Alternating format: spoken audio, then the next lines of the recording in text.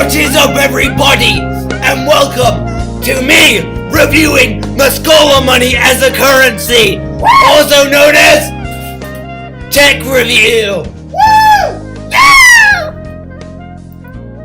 Hello, everybody. This is Toby Coombs, and I will be reviewing Mascola money as a currency. Today we will be starting off interviewing Mr. Mascola. How's it going, everybody? My name is Mr. Mascola. So how'd you come up with the idea of Mascola money? Well, I'm very happy you asked me that question. The actual answer is that when I was a graduate student in college, my supporting teacher in my program asked me to come up with a way to motivate students. And I thought, well, people like money. Why wouldn't students like money, especially if it has real value to purchase things? So it started as that, and then it gradually progressed. Do you think there's any benefits or negatives to having all the money come from one distributor, being you? Well, I think one of the major benefits is that it has made me incredibly rich within the currency. I am the highest holder of all tech buck values, and for me, it has allowed me to live a very lavish lifestyle.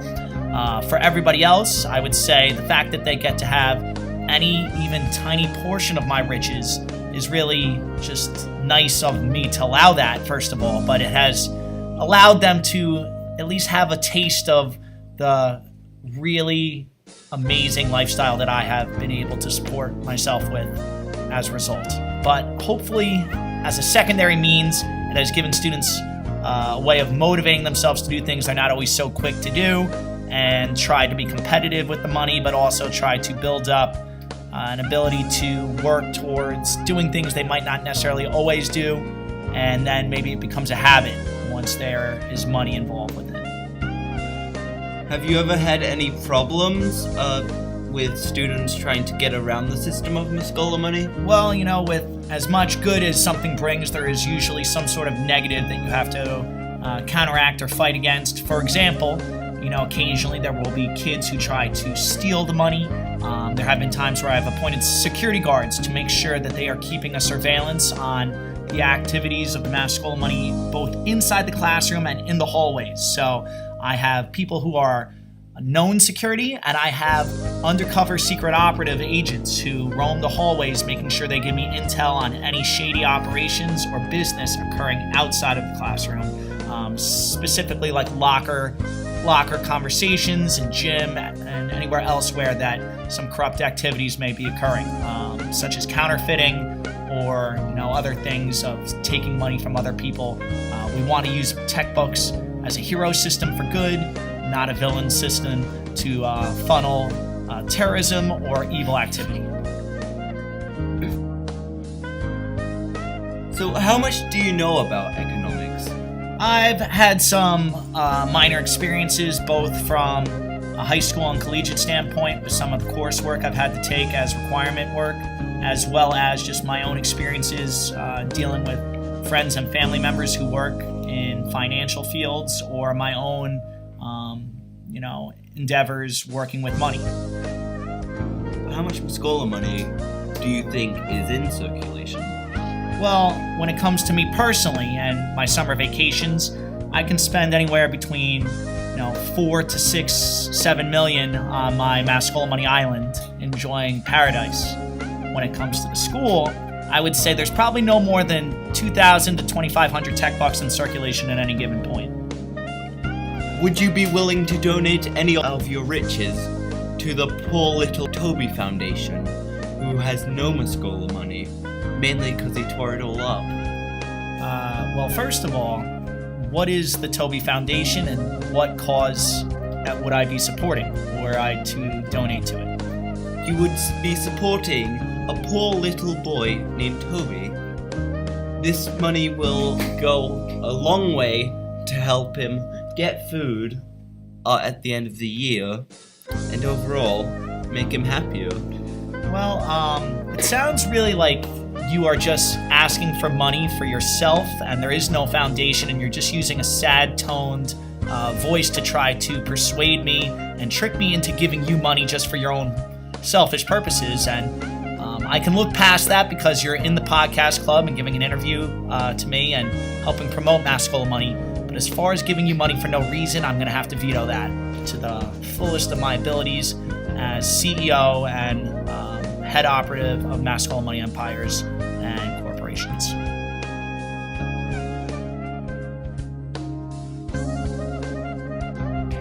So this was the interview with Mr. Mascola. Yeah, that's me. And I'd say it was a success, except for donating to the Toby Foundation to sponsor this podcast. Well, hopefully my educational providing and knowledge has been somewhat of a sponsorship to you. But in general, I appreciate you bringing me on the show today, Toby. It's been a good experience teaching you and getting to help mentor you a little bit with the podcast club. And I wish you and your show the best of luck as you move into the high school next year. Thanks a lot. Thank you. One of my biggest concerns with tech bugs is deflation. Since there are so many tech bugs, it may not seem like a big issue. But if enough tech bugs either get misplaced or damaged, I feel that it would have a great effect on the amount and the quality of each tech bug. I feel that it would make each tech bug too great for its actual value. And considering the stocks make it so one tech bug equals 20 real life dollars, I feel that if enough tech bugs get damaged or lost, it could launch up tremendously to even up to 100.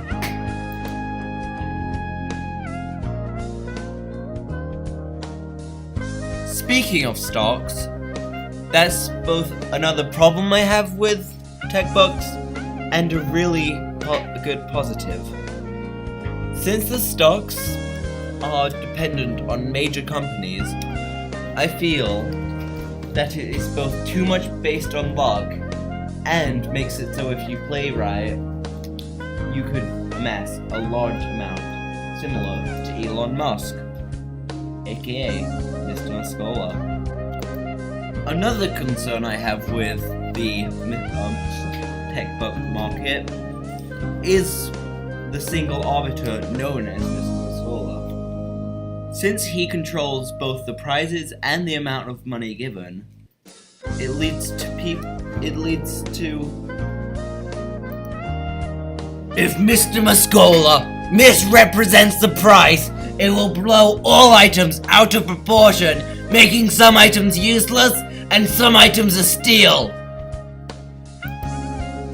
The next thing I want to talk about is the counterfeiting market.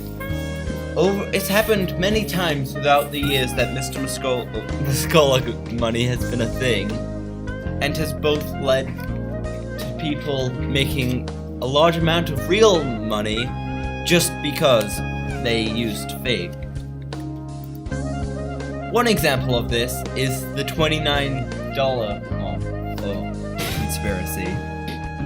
After a couple of students decided to print out false 29 Mascola dollar notes and started giving them to people, it disrupted the economy and caused many problems. Luckily, these counterfeiters have been caught and punished accordingly. They weren't very smart about it.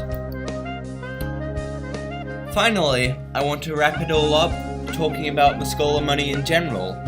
I know it seems like I may have been talking about many flaws this episode, but a lot of them work together to actually cause a good thing. Such as, because of the stock arbiter, only having one stock arbiter. Because there is only one arbiter of the money, that means deflation is really difficult to happen, because he can set the prices as however he'd like. And finally, I want to end this episode off with the cool thing of the week. Yeah!